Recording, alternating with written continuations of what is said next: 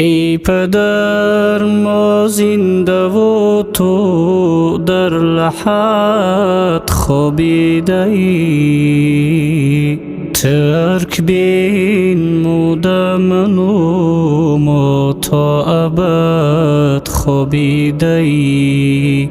ای پدر ما زنده و تو در لحد خوابیده ای، ترک بین مدمن و ما تا ابد خوابیده ای. ناله من از وبای این زمان است ای پدر،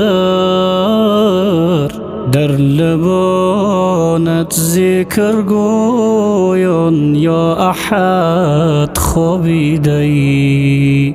ناله من از وبای این زمان است ای پدر، در لبانت ذکر گویان یا احد خوابیده ای. خاندانت را پریشان کرده ای با رفتنت، پشتی پا کرده جهان و روز بد خوابیده ای. خاندانت را پریشان کرده ای با رفتنت،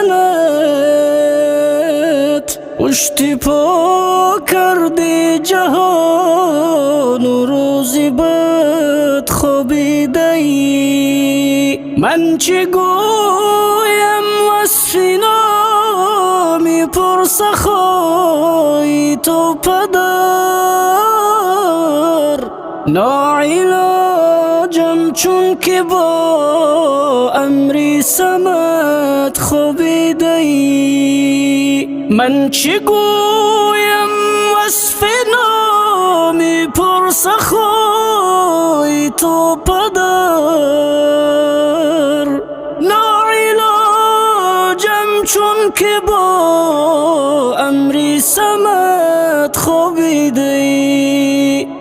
می نمودی خیر و احسان بر یتیم و بی کسان، امرهی یاران پاکی بی عدد خوابیده ای.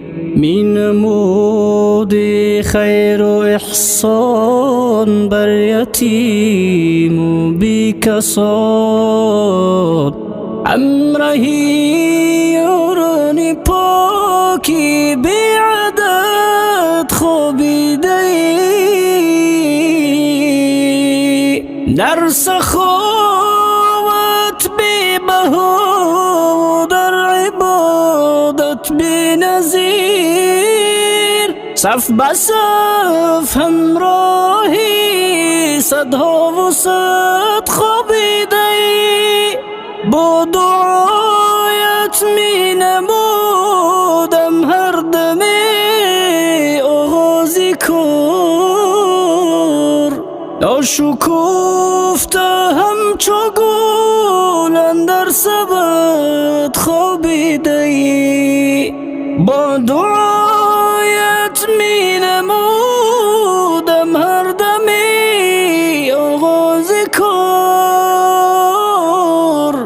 ناشکفته همچو گل اندر سبد خوابیده ای.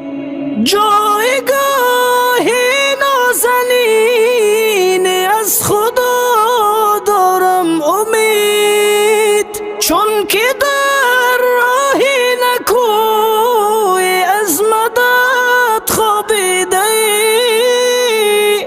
در سرت خوابی نبود از دیدنی حالی فقیر، تا گدای صاحبی نان شود خوابیده ای. در سرت خوابی نبود از دیدنی حال فقیر، تا گدای صاحبی نانی شود خوابیده. من دعا گوی تو آن خانه قبرت شوم. آه دنیا گویا اندر نمت خوابیده. من دعا گوی تو آن خانه قبرت شوم. آه دنیا گویا اندر نمت خوابیده.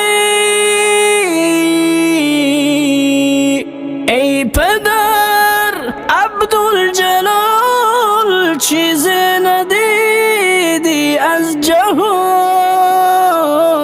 همچو گل با طبع خندان در سبد خوابیده. ای پدر عبدالجلال، چیزی ندیدی